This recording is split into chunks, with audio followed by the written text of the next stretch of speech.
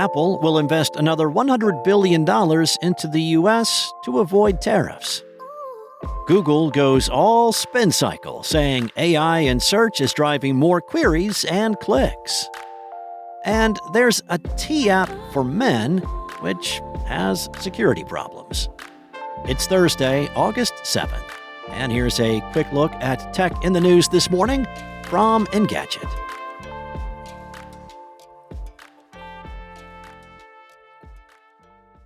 Apple plans to invest an additional $100 billion in the U.S. The investment follows President Trump's announcement that he would impose a 100% tariff on chip imports with an exemption for any companies building in the United States.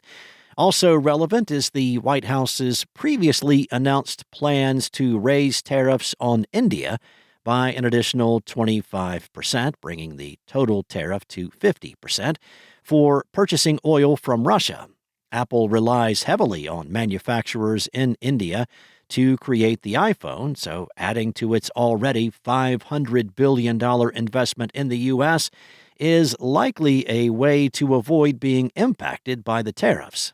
In February, Apple said its original $500 billion investment plan would go towards building Apple Intelligence servers in the U.S., and that the majority of the new jobs the funding would provide would be focused on R&D, silicon engineering, software development, and AI and machine learning. As part of this additional investment, Apple says it's also deepening its relationship and investment in component makers working in the U.S., like Corning and Amcor. Corning produces the glass for iPhones and Apple Watches, and the company says that soon every iPhone and Apple Watch sold around the world will be built with Kentucky-made cover glass. Apple is investing in Amcor to take advantage of the company's advanced chip packaging and test facility in Arizona. Apple says it's leading the creation of an end-to-end silicon supply chain in the U.S. through its investments. Apple's current strategy for dealing with Trump is similar to how it handled the president during his first term.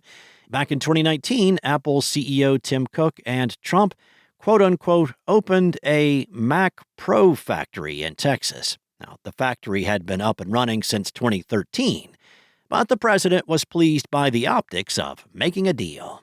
Apple's partnership with Amcor was similarly announced years ago in 2023, but is being trotted out now because it fits with Apple's American manufacturing program.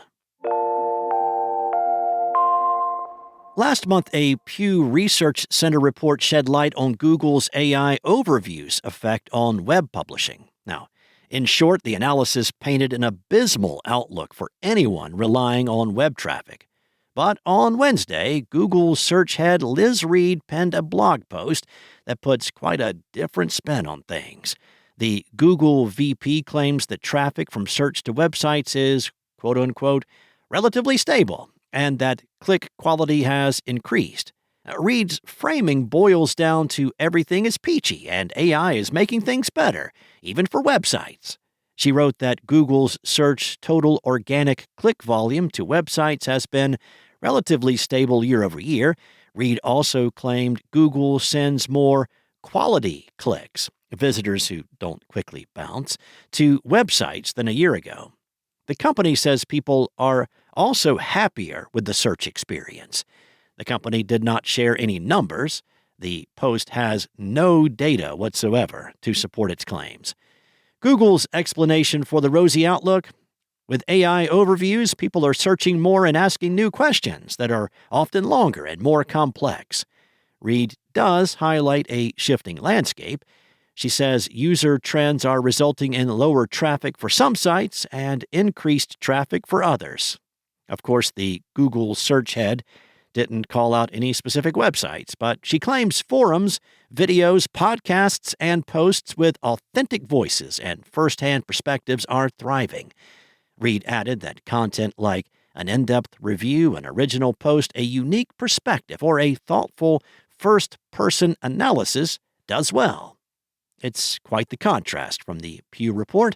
It found that visitors who saw an AI summary clicked a traditional search result in 8% of all visits. Those without an AI summary, they clicked on a traditional result in 15% of their visits. As for those source links and AI summaries, Pew found that only 1% of people clicked on those. Users were also more likely to end their browsing after visiting a page with an AI summary. T bills itself as a safety dating app for women, allowing users to anonymously share details about men they have met. A new app called T on Her has emerged that attempts to flip that script, with men sharing information about women they date. And while T drew scrutiny last month after a data breach revealed user information, including potentially identifying details such as phone numbers and personal anecdotes, the copycat app seems to be suffering from the same problem.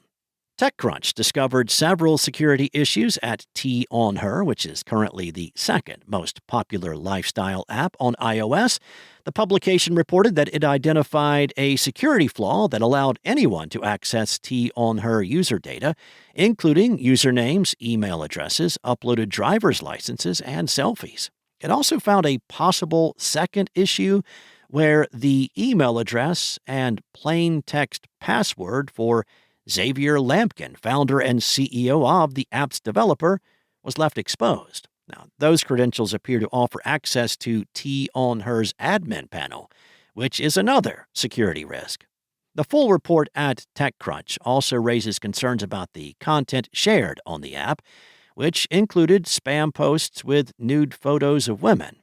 It is unclear how many of the roughly 53,000 users on T on Her might be bots, or whether the app was ever meant to be used seriously. Chunks of its description in the iOS store use near identical language to T's listing. Thanks for listening.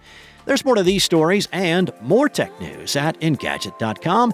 This episode featured journalism from Ian Carlos Campbell, Will Shanklin, and Anna Washenko, and was voiced and produced from the sound studios of Spoken Layer. Enjoy your day, and I'll be back tomorrow with more tech news from Engadget.